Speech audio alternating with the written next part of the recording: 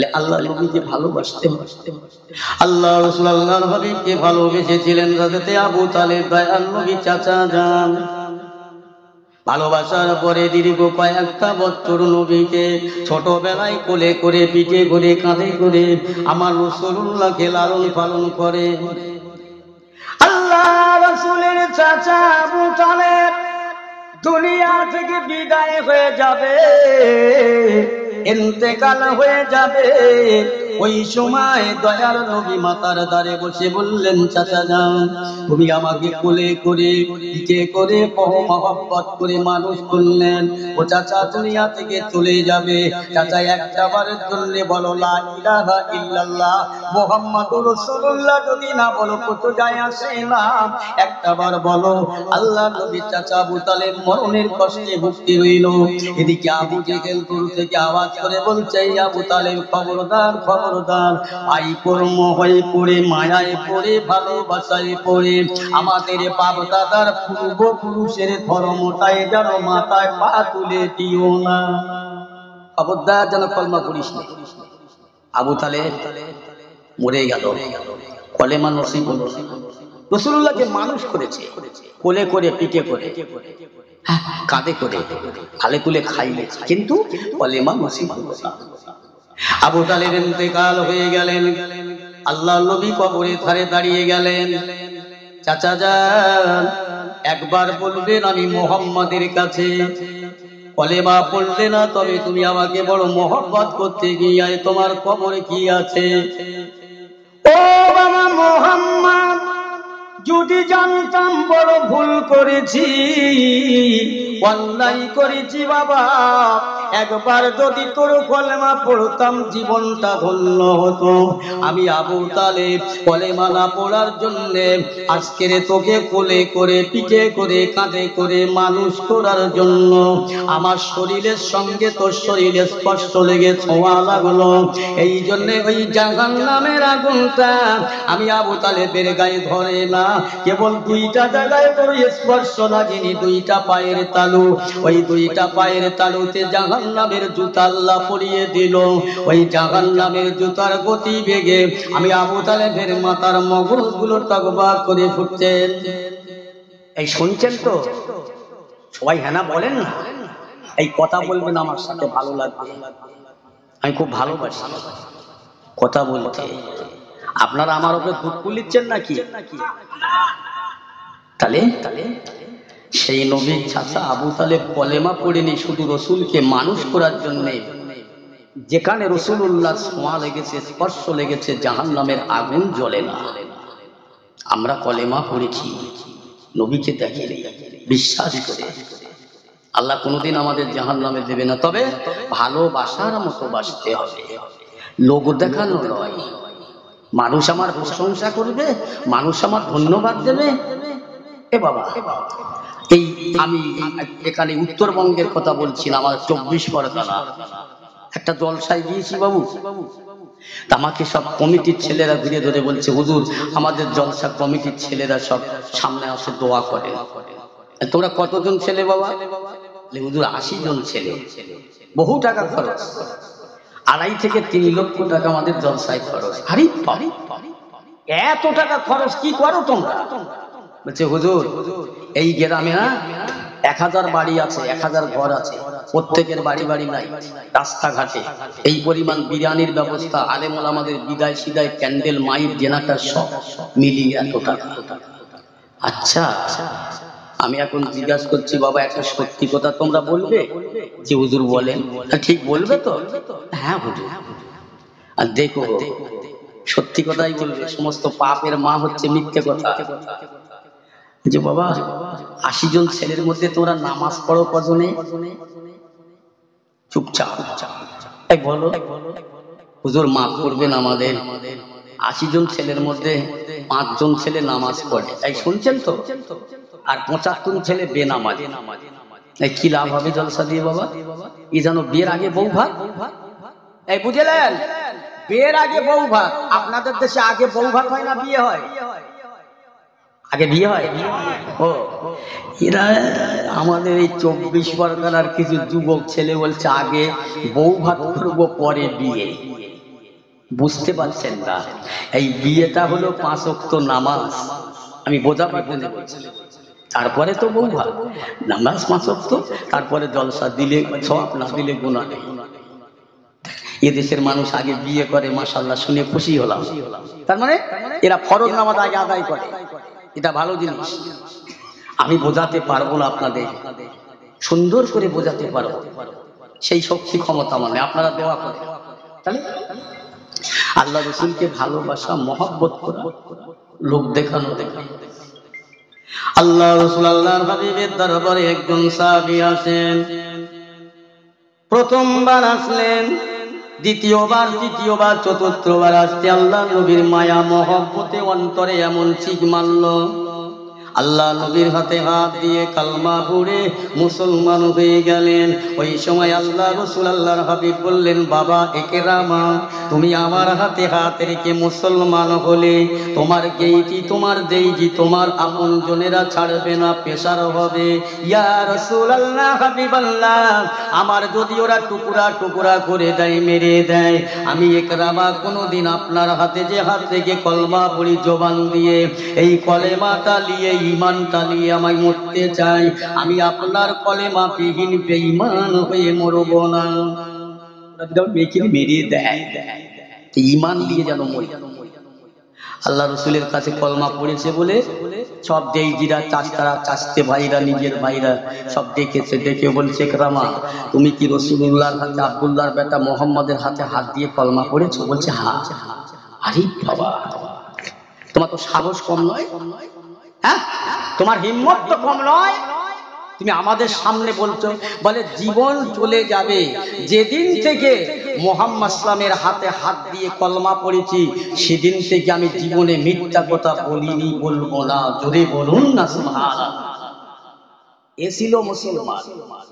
ইকরামাকে ধরে তারা কি করছেন জানেন? ভালো করে শোনো, শোনা কথাই বলছি। ইকরামাকে ধরে যারা 4 হাত পা দড়ি দিয়ে কায়দা করে বেঁধেছে, বেঁধে জঙ্গলে, আকার জঙ্গলে ফেলে দিয়ে আসবে। আকার জঙ্গলে কেন? বাঘে খেয়ে নেবে। ইকরামার কলমা পড়া স্বাদ মিশে যাবে। আর যদি বাঘে খেয়ে নেয়, তাহলে প্রচার করব ইসলাম মিথ্যে, আব্দুল্লাহর বেটা তার মোহাম্মদ মিথ্যা। নাউযুবিল্লাহ। এদের এই পরিকল্পনা। আল্লাহ বলছে, ওয়ালা তাহিনু ওয়ালা তাহজানু আনতুমুল আলাউলা ইন কুনতুম মুমিনিন। বান্দা, তোরা লাঞ্ছিত হবি না, ঘৃণিত হবি না, অপমানিত হবি না, তোরা আমি আল্লাহ আমার 1 নম্বর মুমিন হয়ে যা। জোরে বলেন না সুবহানাল্লাহ।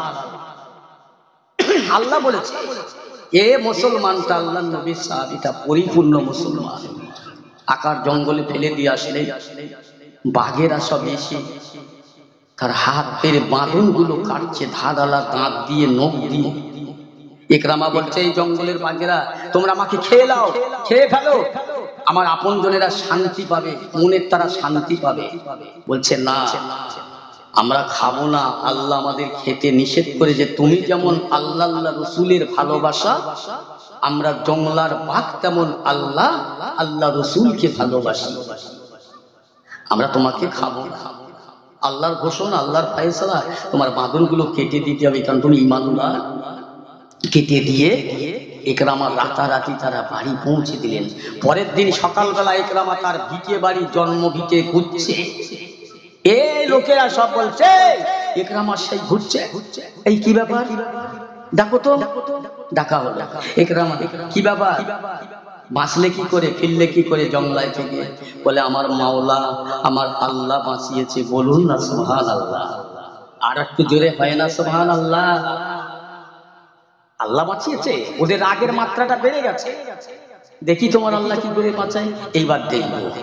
ও বাবা, 4 হাত পা বেঁধে সব মিটিং করেছে, এক জায়গায় বসে আলোচনা করেছে যে ইকরামাকে পাহাড়ের উপরে তুলবো, বহুক্ষণ ধরে যাবো, যে ওখান থেকে দোলা দিয়ে ফেলে দেব, ও গড়িয়ে গড়িয়ে নিচু পর্যন্ত চলে আসবে, হাড় হাড্ডি গোস্ত মিশে যাবে মাটির সাথে, কলেমা পড়া স্বাদ মিটে যাবে, আর ইসলামটাকে আমরা মিথ্যা বলে প্রচার করবো। এই এদের পরিকল্পনা। বলছে, হয় না, হতে পারে না, হয়নি, হবে না।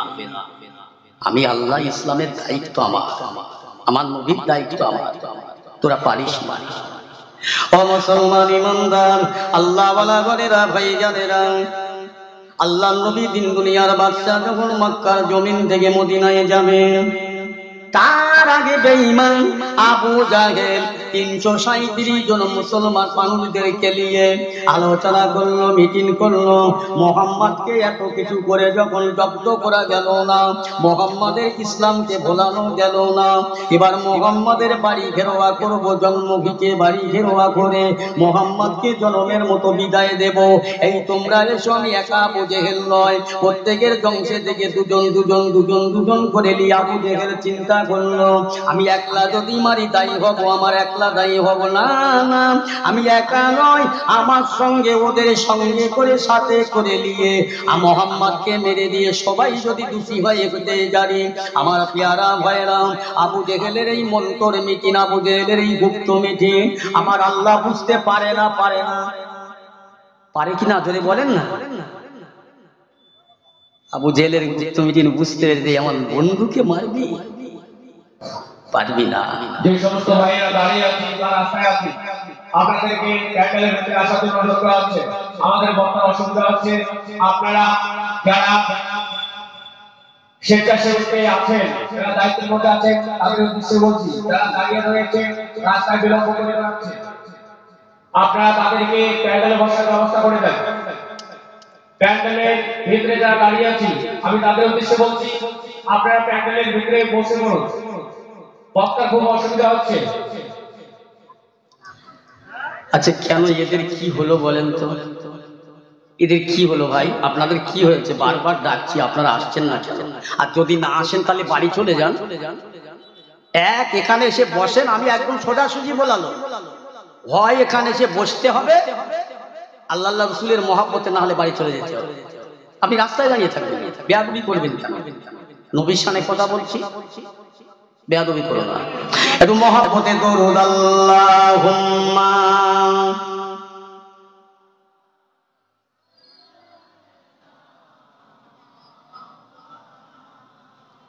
ওয়া আলা আলি সাইয়্যিদিনা। সালামেরি গজরা দরুদেরি হার, সালামেরি গজরা দরুদেরি হার, ভালোবেসে খোদা যাকে দিলেন উপহার, সে যে নবী কামলিওয়ালা, তাহার সামনে পড়ি সবাই সাল্লে আলা। জোরে জোরে আল্লাহুম্মা সাল্লি আলা মাওলানা মুহাম্মাদ ওয়া আলা আলি।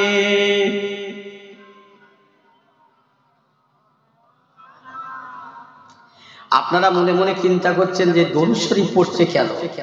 সন্ধ্যে থেকে তো পড়েনি। এই দরুদ শরীফের বরকত আছে।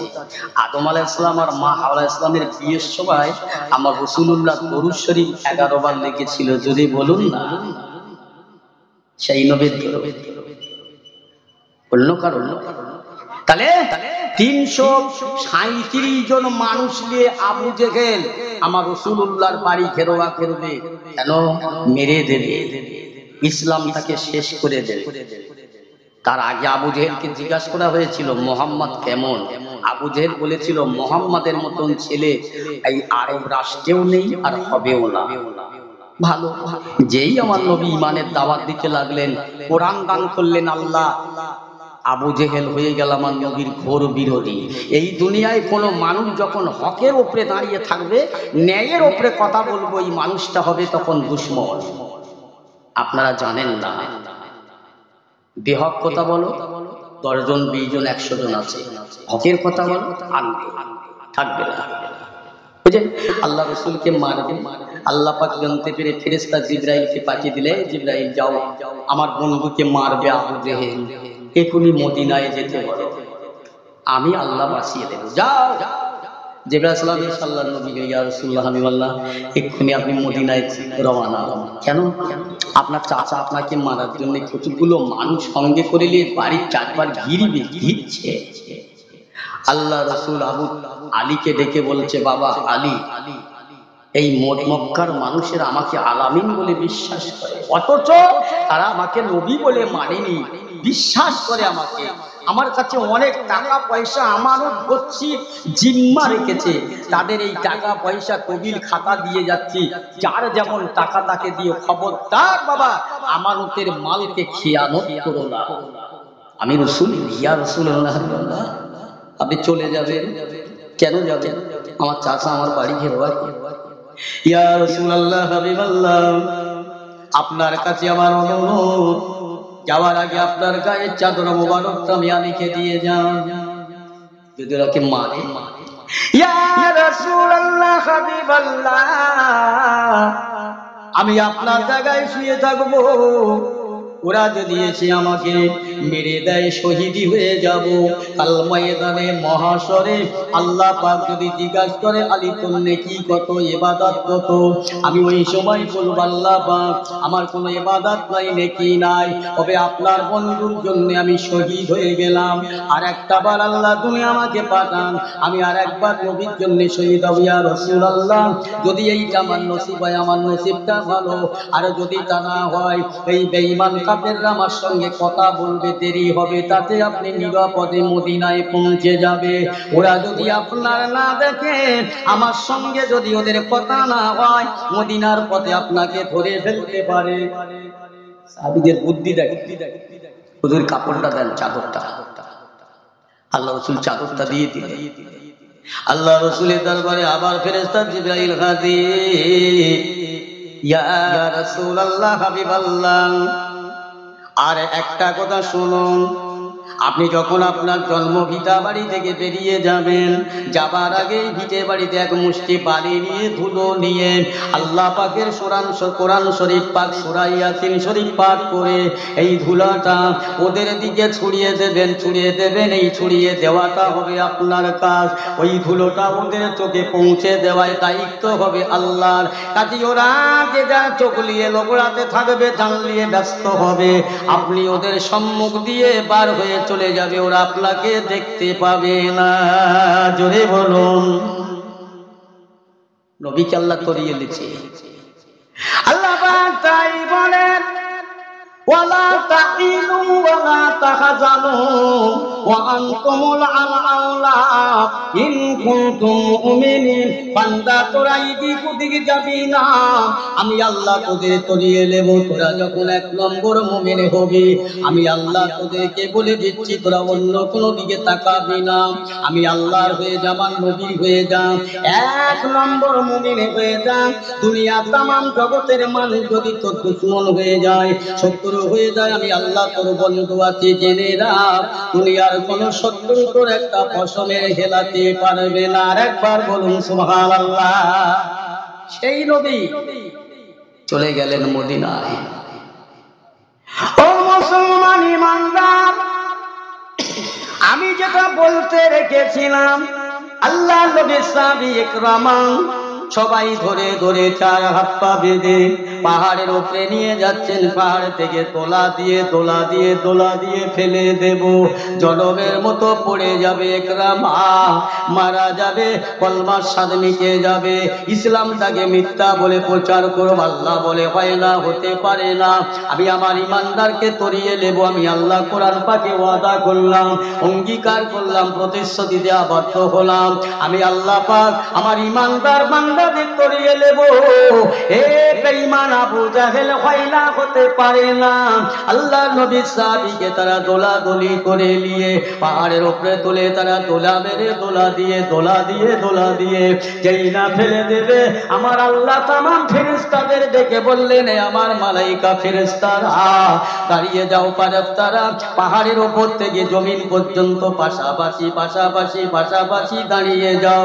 ওরা যখন আমার ইকরামাকে ফেলে দেবে, তোমরা ঘুরে এর হাত থেকে আর এক হাত, আর এক হাত থেকে আর এক হাত, ইকরামাকে ধরাধরি করে ইকরামার ঘরে পৌঁছে দেবে, যেন কোনো ক্ষতি না হয়। আর একটু জোরে বলা যাবে না সুবহানাল্লাহ? দেখেছে, আল্লাহ বাঁচিয়ে নেয় তো আল্লাহর হতে হবে, নবীর হতে হবে।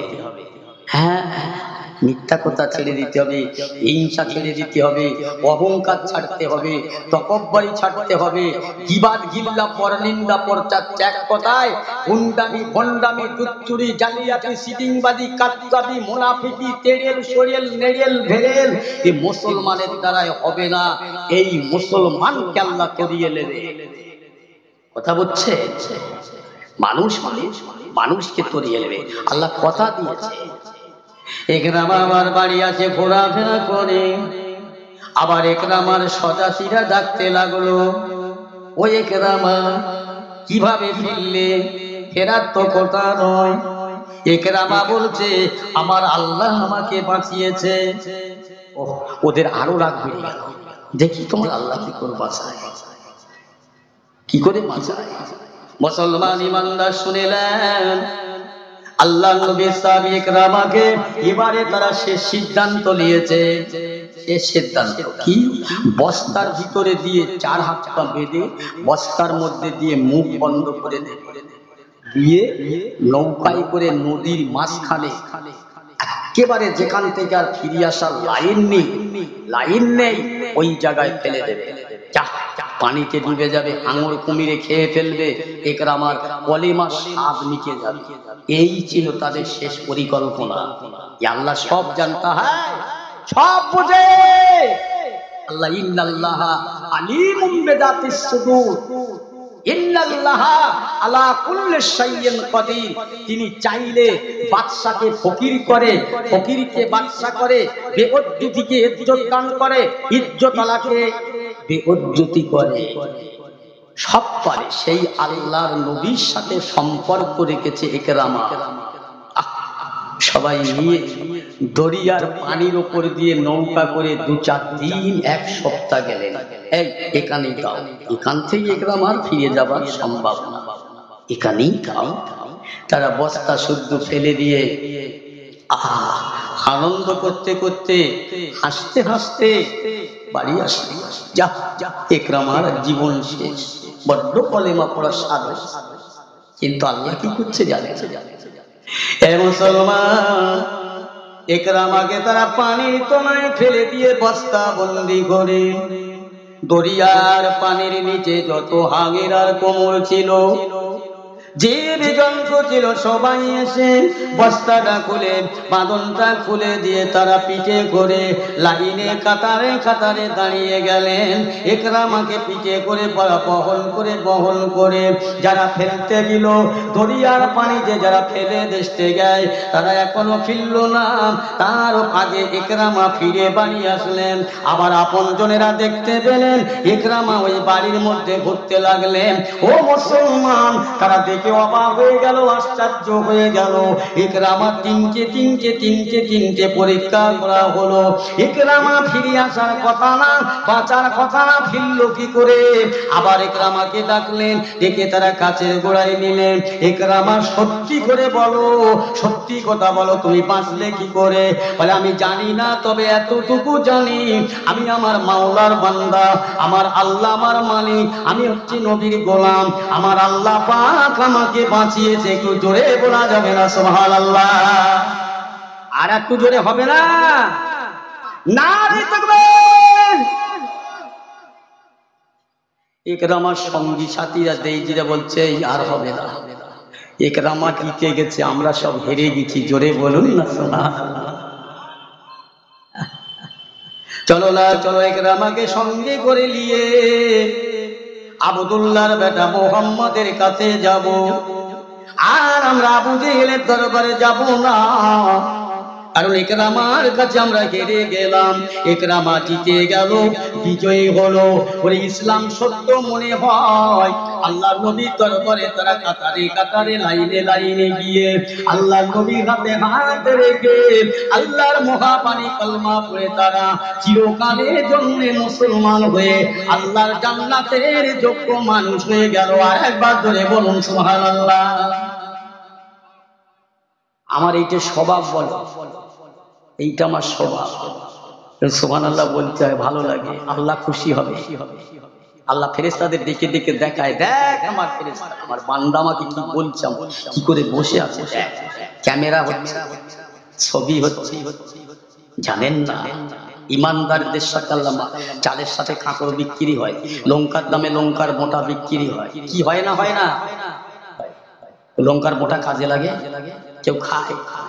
এই ইমানদারের সাথে গুনাহগার বসে গেলে আল্লাহ মাফ করে দেন। আমার ভাইরা, আমার দোস্তেরা, আল্লাহ সেই নবীর আনা মজলিস, এটা সেই নবীর ভালোবাসায় আপনারা বসেছেন। নবী কোন নবী একটু আলোচনা করি, একটু বলে।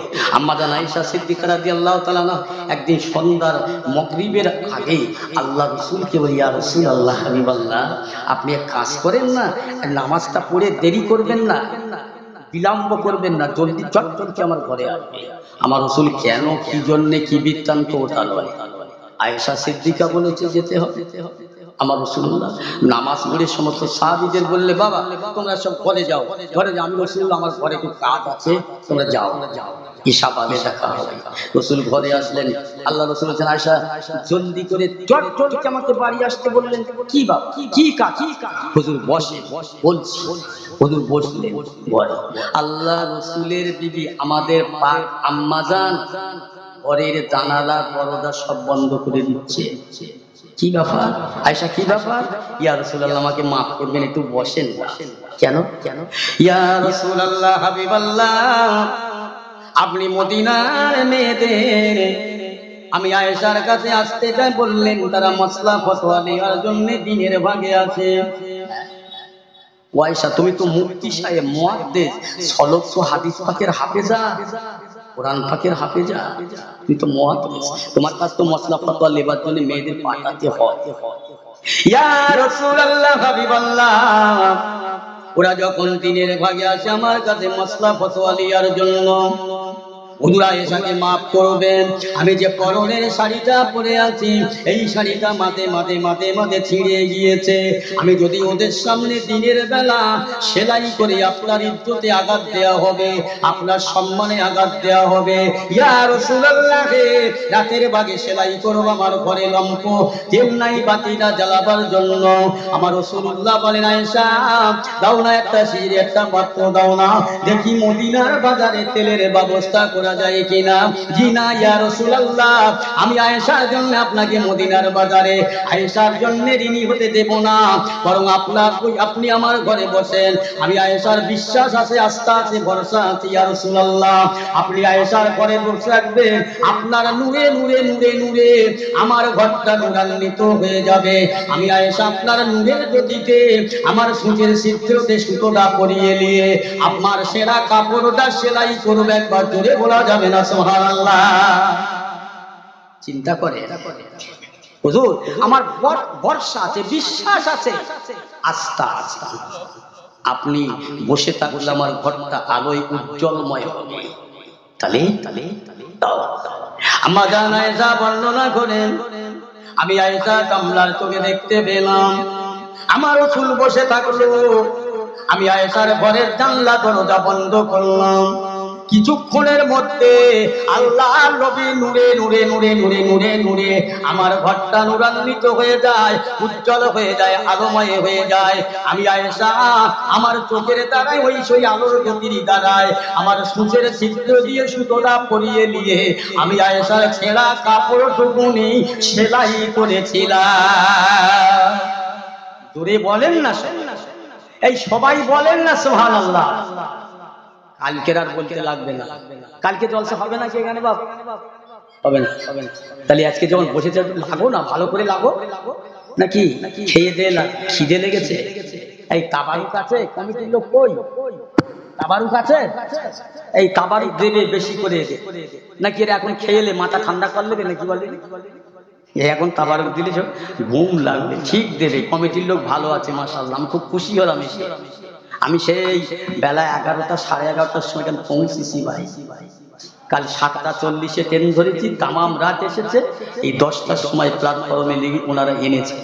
আর ওনারাও কম ভালোবাসেনি, আমার কম কষ্ট করিনি আমার জন্য। আর আপনারা একটু কষ্ট করে বসে থাকতে পারবেন না?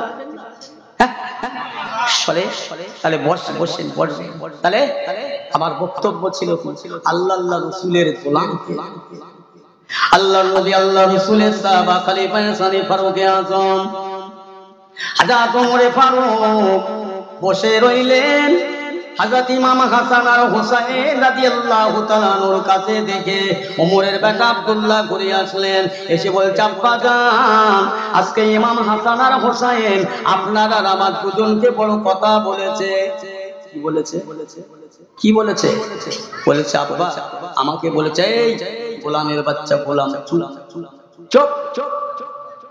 হযরত ওমর ফারুক কি করলেন, একটা কাগজ নিয়ে ভালো করে শোনেন, একটা কলম নিয়ে ইমাম হাসান হুসাইনের কাছে, বাবা তোমরা আমার বেটা আব্দুল্লাহকে গোলাম বলেছো, আমাকেও গোলাম বলেছো? হ্যাঁ সত্য কথা বলেছি, মিথ্যে কথা লিখে দাও।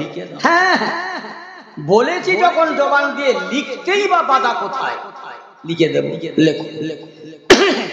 ইমাম হাসান লিখে দিলেন, হযরত ওমর ফারুক তার বেটা আব্দুল্লাহ গোলামের বাচ্চা গোলাম, আর গোলাম আল্লাহ এবং আল্লাহ রাসূলের গোলাম। জুড়ে বলুন না সুবহানাল্লাহ।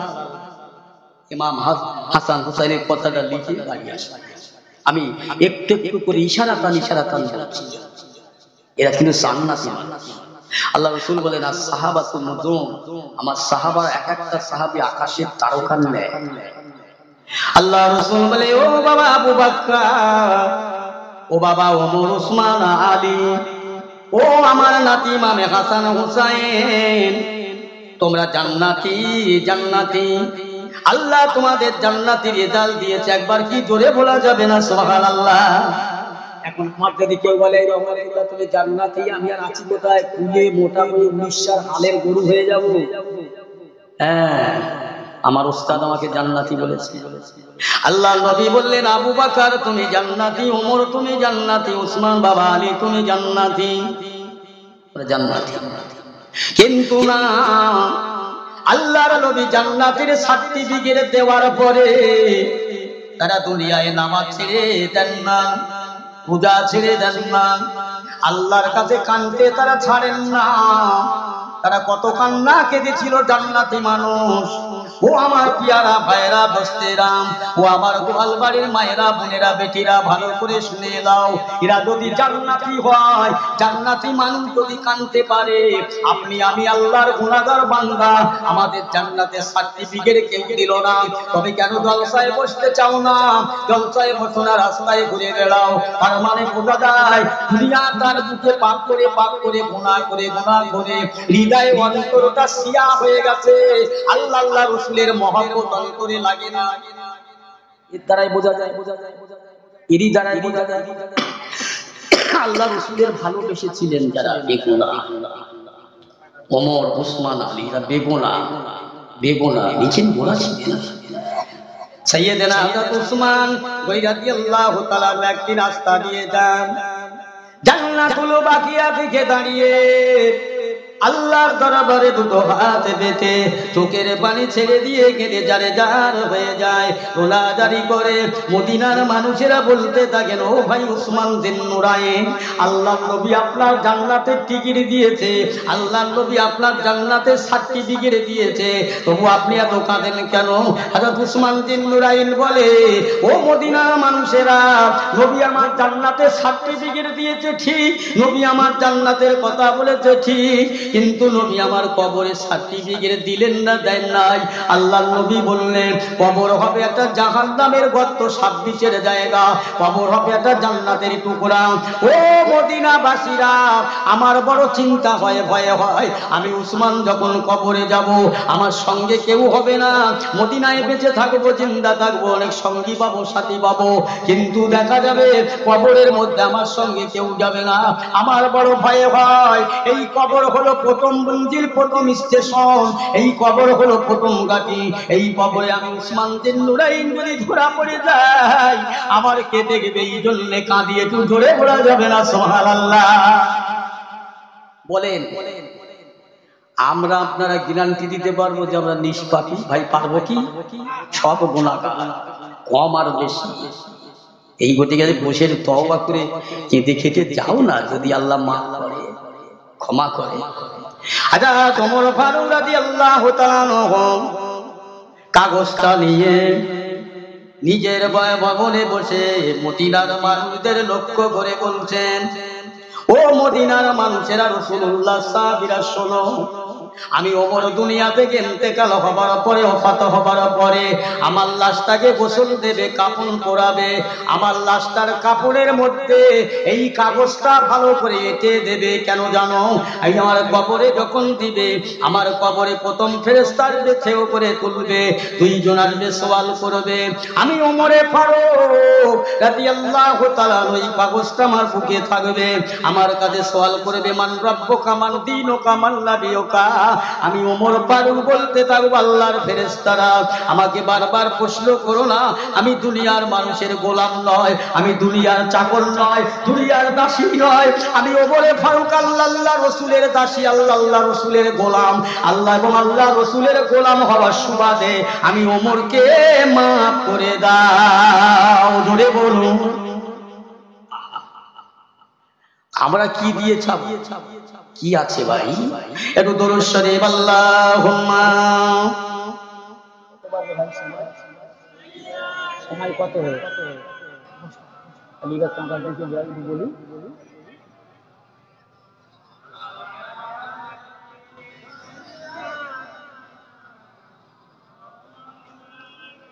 কষ্ট নিচ্ছেন আমার কথায় আপনারা? আমার খুব ভালো লাগছে। আল্লাহ, এই যারা এই মজলিসে এসেছে, আল্লাহ এদের জীবনে স্ট্রোক, প্যারালাইজ রোগ যেন না হয়, বলুন আল্লাহুম্মা আমিন। দোয়া করলাম আপনাদের জন্য, তো আসতে হবে কেন? ওরে বলেন আল্লাহুম্মা আমিন। বাবাজি, আল্লাহ রসুলের মায়া মহব্বতের মানুষ ছিলেন।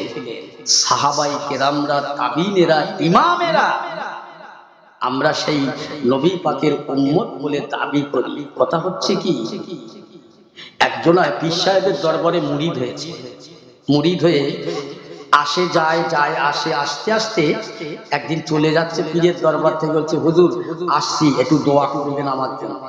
তো পীর সাহেব বলছে, বাবা কিসের জন্য দোয়া করব? কিসের দোয়া চাচ্ছ? হুজুর আমি দোয়া চাচ্ছি আপনার কাছে, আল্লাহ পাক যেন আমার একটা পুত্র সন্তান দান করে। তা হুজুর বলছে, যাক বাবা, আল্লাহ তোমার আশা উদ্দেশ্য মনের তামান্না কবুল করুন। হুজুর দোয়া করতে এক বছর পরে পীরের দরবারে গিয়ে বলছে, বসে আছে, খালি পীরের মুখের দিকে তাকাচ্ছে। পীর সাহেব আল্লাহ ওলা বলো, বলছে ওরাম করছিস কেন? তা এদিকে তাকাচ্ছি, ওদিকে তাকাচ্ছি, মনে হচ্ছে জানা যাচ্ছে তুই বলতে চাস। বলে হ্যাঁ হুজুর, একটা কথা বলবো বলছিলাম, কেবলমাত্র আপনার অনুমতি সাপেক্ষ, অনুমতি দিলে। হ্যাঁ বলো, কি হয়েছে? বলে হুজুর আমি আগে চিন্তা করতাম, ভাবতাম যে এই লম্বা জামা, গোল টুপি, দাড়ির মধ্যে কিছু মাল মশলা আছে, কিন্তু এখন দেখছি চিন্তা ভাবনা করে কিচ্ছু নেই। তো কারণটা কি? তো কেন? গত বছরে দোয়া চেয়েছিলাম ছেলের জন্য, কই ছেলে তো হলো না। পীর সাহেব বলছে তাই তো। তো মুরিদের গলাটা জড়িয়ে ধরে আর তো আলাদা সরে গিয়ে বলছে, কচি বিয়ে করেছো কোথায়? তোমার শ্বশুর বাড়ির গ্রামের নাম কি? বলছে হুজুর বিয়ে করা হয়নি এখন। এই কত বড় বেকুব চিন্তা ছিল, কত বড় বেয়াদ! বিয়ে না করে পীরের দরবারে ছেলের জন্য দোয়া চাচ্ছে। কথা বলছে ও মুসলমান ইমানদার, দুনিয়ার অবস্থার দিকে লক্ষ্য করেন। এ যেমন বিয়ে না করে পীরের দরবারে ছেলের জন্য দোয়া চাওয়াটা বাঞ্ছনীয় নয়, অবাঞ্ছনীয়। কোন মুসলমান নামাজ পড়বে না, দাড়ি রাখবে না, সত্য কথা বলবে না, হারাম ছাড়া খাবে না, শরিয়াতের লেস্তার মধ্যে থাকবে না, আর লোকের কাছে বলে বেড়াবে আমি নবীর উম্মত, নবীর উম্মত। এই ব্যক্তি যেমন বিয়ে না করে ছেলের জন্য দোয়া চাওয়াটা যেমন, এই মানুষটা মুসলমান হয়ে না নামাজ থাকবে না, আল্লাহর নবীর শরিয়াতের কিছু থাকবে না, ও লোকের কাছে বলে বেড়াবে আমি নবীর উম্মত, নবীর উম্মত। আল্লাহর কাছে আদো পয়সা দাম নাই, ঠিক কিনা? দুজনেই সমান। আজকের আমার মনে হয় এখানে যত মানুষ এসেছে, যে সব নামাজি মুসল্লি আল্লাহওয়ালা মানুষ। ও মুসলমান ইমানদার, যে নবীর মহব্বতে মায়ায়, যে রসুলের প্রেমে অন্য অন্য সাহাবীরা জীবন দিয়েছে আর একটু আগিয়ে যায় আল্লাহ নবীর সাহাবী হযরত হামজালা রাদিয়াল্লাহু তাআলা সবে মাত্র বিয়ে হয়েছে এখনো বিয়ের কাপড় পরা আছে ইতিমধ্যে ঘোষণা হলো রাসূলুল্লাহ সাহাবীরা যুদ্ধে যাচ্ছে স্বয়ং নবীও যুদ্ধে যান হামজালা বিয়ের কাপড় পরা অবস্থায় তলোয়ারটা নিয়ে জিহাদের ময়দানে যেতে লাগলেন আল্লাহর নবীর সামনে দেখা হয়ে যায় ও বাবা হামজালা ফিরে চলে যাও বাবা সবে তোমার বিয়ে হয়েছে তোমার বিবির হকটা আদায় করো তবে জিহাদে এসো আল্লাহর নবীর কথাটা অমান্য করলেন না বাড়ি গেলেন চলে গেলেন রাত হয়ে গেল ভোরবেলাতে শুনতে পায় জিহাদের ঘণ্টা বেজে গেছে জিহাদের শব্দ শুনে আসছে হামজালা ওই সময়ে তার দিকে বলতে লাগলেন বিবিরে দাও দাও আমার এই তলোয়ারটা আমার সামন্তরটা আমার এই কামগা জিহাদের সামনপত্র আমার কাছে দাও হুজুর আপনি জিহাদে যাবেন বাধা দেব না আটকাবো না তবে একটা কথা আপনার শরীরটা নাপাক হয়ে গেছে আপনার উপরে গোসল ফরজ হয়ে গেছে আপনি গোসলটা সেরে যান এ বিবি সাহেবা আমি হামজালা গোসল করতে যাব ওই ফাঁকে যদি ওরা আমার নবীকে মেরে দেয় আমি হামজালা আমায় গোসল করে কার জন্য গোসল করব কার জন্য বেঁচে থাকবো না না ও আমার বিবি দাও জিহাদের সামানপত্র আমার কাঁধে দাও হযরত হামজালা নবীর প্রেমে রাসূলুল্লাহর প্রেমে আল্লাহর প্রেমে পাগল দেওয়ানা হয়ে জিহাদের ময়দানে গিয়ে মুসলমানদের হযরত হামজালা শহীদ হয়ে গেল সমস্ত মানুষ কিন্তু শহীদ হয়ে যায় আল্লাহ নবীর দরবারে আল্লাহ রাসূলের দরবারে হামজালার বিবি আসছে পর্দা পশিদা অবস্থায় রাসূলুল্লাহ সাহাবীদের সঙ্গে দেখা হয়ে যায় ও রাসূলুল্লাহ সঙ্গীরা সাথীরা সাহাবীরা একটা কথা আপনাদের কাছে বলি আল্লাহ রাসূলের কাছে আপনারা বলবেন ও রাসূলের সাহাবীরা আমার হামজালা রাদিয়াল্লাহু তাআলা আমার স্বামী জিহাদ করতে গিয়ে শহীদ হয়ে গেছে তবে একটা কথা না বলা ভালো লজ্জার কথা বলতে হয় আমার স্বামী হামজালার উপরে গোসল ফরজ হয়ে গেছে গোসল করল না এই কথাটা বিশ্ব নবী হাবিবুল্লাহর কাছে পৌঁছে দেবে কিন্তু নবীর কাছে সাহাবীদের বলবার আগে আমার নবী সব জেনে গেছে একবার জোরে বলা যাবে না সুবহানাল্লাহ নবী সব জেনে গেছে সাহাবা হুজুর এসে বলছে ইয়া রাসূলুল্লাহ হাবিবাল্লাহ আপনার হামজালা তার বিশি আমার সাথে আমাদের কাছে এই বলেছে হ্যাঁ দেখো তো হামজালার লাশটা জিহাদের ময়দানে তারা তন্ন তন্ন করে খুঁজতে লাগলেন সন্ধান করতে লাগলেন দেখা যায় পাহাড়ের উপরে হামজালার লাশটা এখুনি গোসল দিয়ে যেন রাসূলুল্লাহর কাছে এসে বলিয়া রাসূলুল্লাহ হাবিবাল্লাহ হামজালার লাশটা পাহাড়ের উপরে গোসল করি অবস্থায় এ আমার সাহাবীরা আমার হামজালা আমার প্রেমের সাহাবী আমার ভালোবাসার মানুষ ওই গোসল করে ফরজ হয়ে গেল গোসল করলো না সে নবীর আবেগে নবীর মহব্বতে দেওয়ানা পাগল হয়ে আমি রাসূলুল্লাহর মহব্বতে ছুটে ছুটে দেখা দিয়ে গেল শহীদ হয়ে গেল আল্লাহর ফেরেশতারা চতুর্থ আসমানে তুলে গোসল দিয়ে আবার হামজালাকে পাহাড়ের উপরে রেখে যায় একটু জোরে বলা যাবে না সুবহানাল্লাহ আর একটু জোরে হয় না পায়জামা দোস্তেরা নবীর মহব্বতে আর শহীদ হতে বলবো না নবীর মহব্বতে জীবন দিতে বলবো না একটা কথা বলবো আপনাদের কাছে আমি একটাই দাবি আপনাদের কাছে রাখবেন রাসূলুল্লাহর মহব্বতে জীবন দিতে হবে না জান দিতে হবে না একটু মাল দিতে হবে এই যে মাদ্রাসা এই কমিটির ভাইরা আমাকে বললে হুজুর আপনি অনেক দূর থেকে এসেছেন একটু বলতে এই মাদ্রাসার জন্য দুনিয়ার কোনো নেতা নেত্রী দরবার জন্য নয় পঞ্চায়েত মেম্বারের জন্য নয় জেলা সভাপতির জন্য নয় প্রধানে মন্ত্রীর জন্য নয় ওরে যাকে না সৃষ্টি করলে আল্লাহ পাক দুনিয়ার নেতা নেত্রী রাজা বাদশা কবি দার্শনিক কারো নাক দেখা দেখো না সেই নবীর ওসিলায় দুনিয়া সৃষ্টি হলো মুসলমান। সেই নবীর প্রেমে যখন এই রাতের বেলা বসেছেন, আমি আল্লাহ পাকের দরবারে দোয়া করব আপনাদের জন্য। আল্লাহর কোন বান্দা আছেন এককালীন আল্লাহর ঘরের জন্য, আল্লাহর নবীর মায়ায়, আল্লাহর নবীর ভালোবাসায় প্রথম বলবো এখানে কোন বান্দা আছেন এই মাদ্রাসার জন্য 20,000 টাকা দেবেন? আমি মন খুলে দোয়া চাইব, যতদিন বাঁধবো দোয়া চাইব। 20,000 টাকা বলবেন একজন, এখন না পারেন পরে দেবেন। এত দৃষ্টান্ত দিলা। নবীর প্রেম কাকে বলে, নবীর মহব্বত কাকে বলে? আল্লাহ নবী সাহাবী এক সময় বললেন, সাহাবীরা দিনের জন্য কিছু মাল দিতে হবে, সম্পদ দিতে হবে। আজা ওমরে ফারুক আল্লাহ রাসূল জিজ্ঞাসা করলেন, বাবা ওমর, তুমি আমার নবীর জন্য কি এনেছো? ধর্মের ইসলামের জন্য। ইয়া রাসূলুল্লাহ, হাবিবাল্লাহ, আমার বাড়ি যত মাল ছিল দুভাগে ভাগ করলাম, দুভাগে ভাগ করলাম। এক ভাগ আপনার দরবারে, এক ভাগ আমার বাপ মা বিবি বাচ্চার জন্য রেখে আসলাম। হে বাবা ওমর, তুমি এখন পূর্ণাঙ্গ মুসলমান হতে পারলে না। নবী সঙ্গে সঙ্গে তার প্রথম সাহাবী আবু বকরকে জিজ্ঞাসা করলে, বাবা আবু বকর, তুমি কি এনেছো বাবা? ইয়া রাসূলুল্লাহ, হাবিবাল্লাহ, এই সময় এই দানের কথা না বলে একটু আগে বলতেন, আমি আবু বকরের কাছে, আমার কাছে দান করে কেউ পারত না। ইয়া রাসূলুল্লাহ, হাবিবাল্লাহ, আমি কিছুই আনতে পারিনি, সারা দিনের যা টাকা পয়সা ইনকাম করলাম, আমার বাড়ি থাল ঘটি বাটি যা ছিল সব নিয়ে আপনার কদমে হাজিরি করলাম।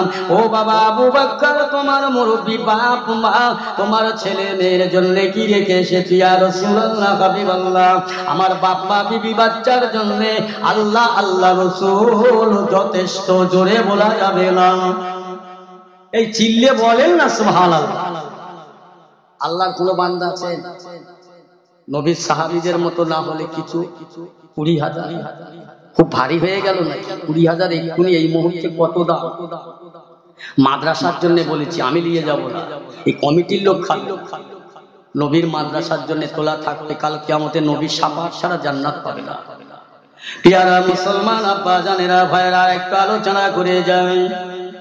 আল্লাহ পাক কিয়ামত করে দেবেন, দুনিয়াটা ফানা ফিল্লা করবে, তাম দুনিয়ার পাহাড় পর্বত ঘর বাড়ি কুটিনি নাই উড়ে চলে যাবে, ফাঁকা করে দেবে।